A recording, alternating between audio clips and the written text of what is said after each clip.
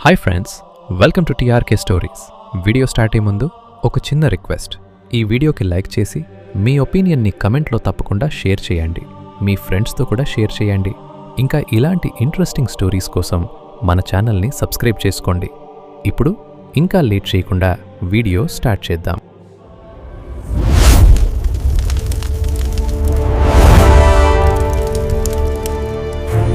మీ కళ్ళ ముందే భూమి అలా బద్దలయ్యి మీ ఎదురుగానే పెద్ద పెద్ద అలలతో సునామీ వచ్చిందనుకోండి.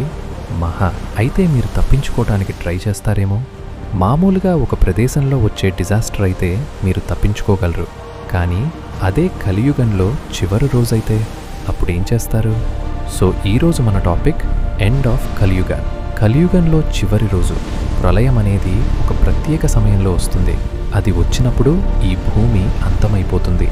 భూమిలో నుంచి మంటలు వస్తాయి. చెట్లు, జీవరాశులు అన్నీ అంతరించిపోతాయి.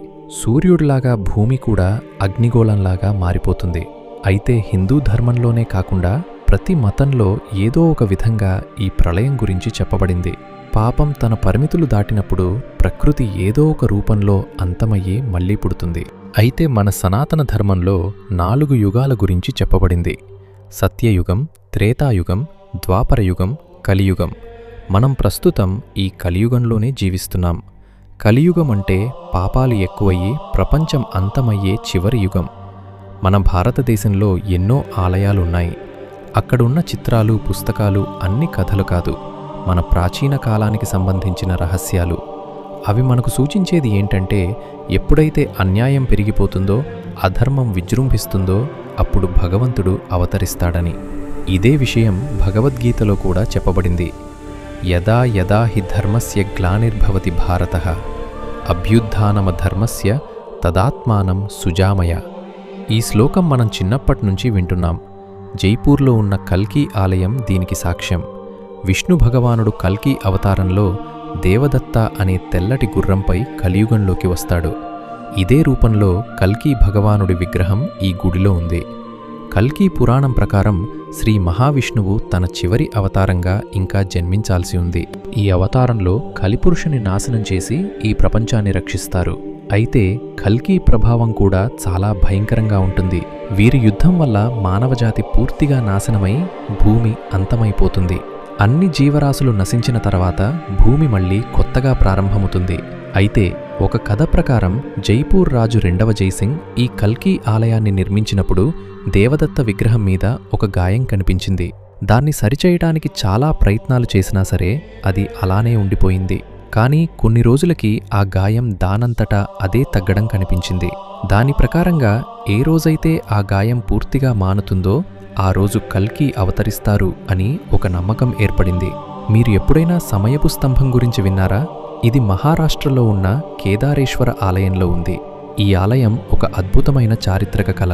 పగిలిపోయినట్టుగా చెక్కబడిన ఈ గుడి మన పూర్వీకుల ఆధునికతకు పెద్ద సాక్ష్యం.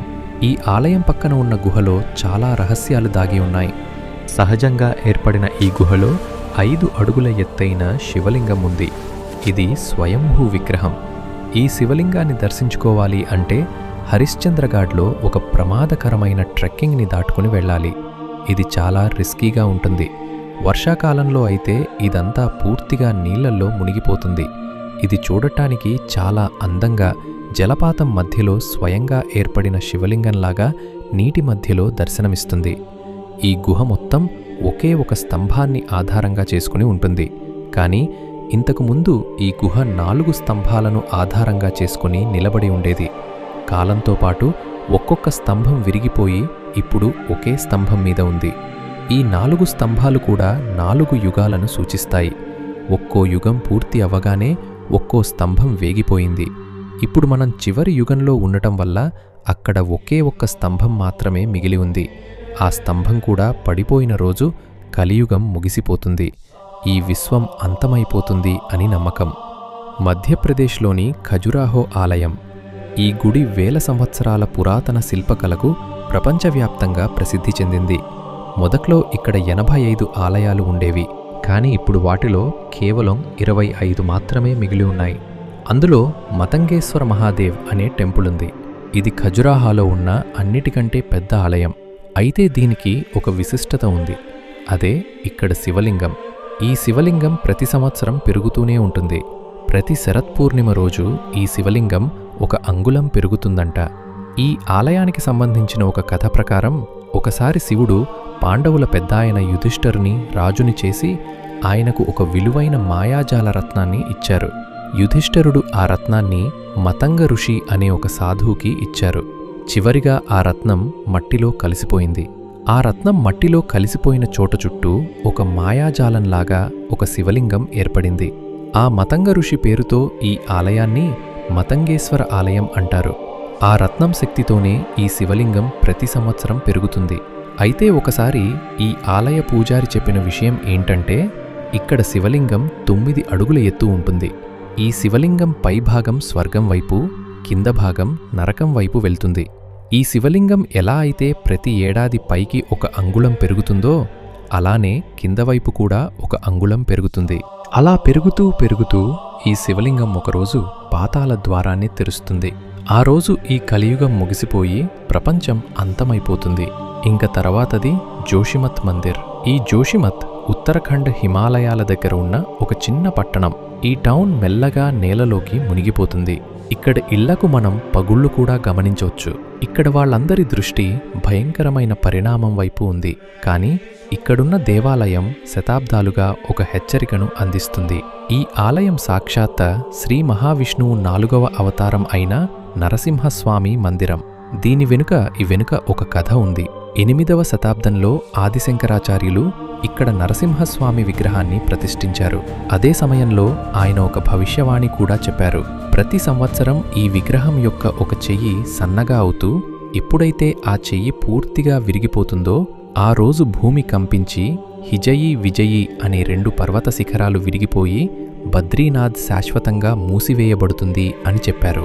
ప్రతి మతంలోనూ ప్రపంచం అంతం గురించి చెప్పబడింది. క్రిస్టియానిటీలో న్యాయదినం అని, ఇస్లాంలో విచారణ దినం అని చెప్పబడింది.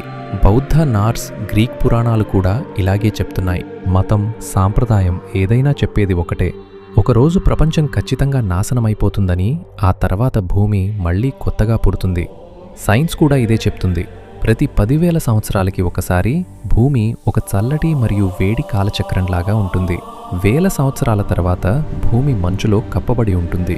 తర్వాత మెల్లగా వేడెక్కుతుంది. దీనివల్ల కొత్త జీవరాశులు పుడుతూ ఉంటాయి, మరణిస్తూ ఉంటాయి. గ్లోబల్ వార్మింగ్ అనేది భూమి యొక్క సహజ ఉష్ణచక్రమైతే, అన్ని గ్రంథాలు, పురాణాలు చెప్పేది ఒక మసీప కథ. భవిష్యత్తులో ఒకరోజు తెల్లగుర్రంపైన ఎక్కి చేతిలో అగ్నిలాంటి ఖడ్గాన్ని పట్టుకొని ఒక మసీప వస్తాడు. అతడు చెడుని, అధర్మాన్ని నాశనం చేసి ఒక కొత్త ప్రపంచాన్ని సృష్టిస్తాడు. ఆ ప్రపంచం పాపం, అధర్మం, అన్యాయం నుంచి విముక్తి పొందిన ప్రపంచం. అలా కొత్త యుగానికి నాంది పలుకుతుంది. ఈ యుగాన్నే సనాతన ధర్మంలో సత్యయుగం అని అంటారు. ఈ మసీపనే మన హిందూ పురాణంలో కల్కి భగవానుడిగా పేర్కొంటున్నారు. ఇవన్నీ ఎప్పటికీ అంతుచిక్కని రహస్యాలు, కానీ ప్రతి విషయంలోనూ ఒకే నిజముంది. మరి దీనిమీద మీ ఒపీనియన్ ఏంటో కామెంట్ చేయండి. మరొక టాపిక్తో మళ్ళీ కలుద్దాం. అప్పటి వరకు మన ఛానల్ని సబ్స్క్రైబ్ చేసుకోండి. ఈ వీడియో మీ ఫ్రెండ్స్తో పాటు షేర్ చేయడం మర్చిపోకండి. బాయ్.